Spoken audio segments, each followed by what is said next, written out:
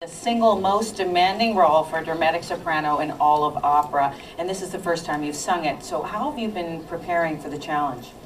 Well, I've been worrying about it a lot. I keep telling myself, are you crazy to take on Brunhilde at the Met for the first time? But anyway, I have spent a lot of time with the text, reading it over and over again.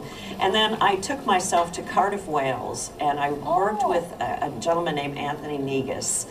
And I did that primarily so that I would have the chance to focus, because you know how difficult it is to put all of your time into one thing. And so I at home, it's absolutely impossible. So I really enjoyed just having that week to really concentrate on the part and to think about the relationships that we see portrayed. And one of the most difficult aspects to Brunhilde in this particular piece is that you spend so much time listening through all of Wotan's monologue, and so there's so much reaction that the audience needs to see, and that takes a lot of energy and a lot of study.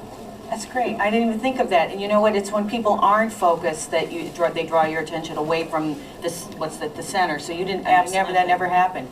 I saw the production a few nights ago and was so struck by your combination of strength and vulnerability.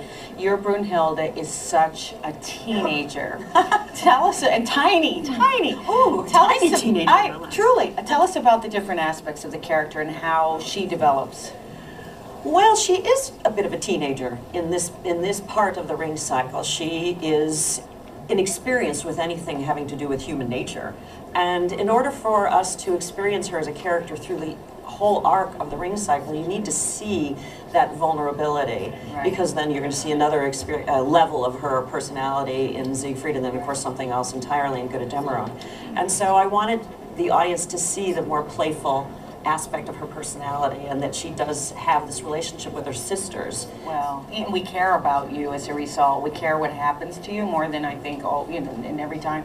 Debbie, thank you so much. I just love this, and I urge you all to see it. Thank you, Renee. Thanks.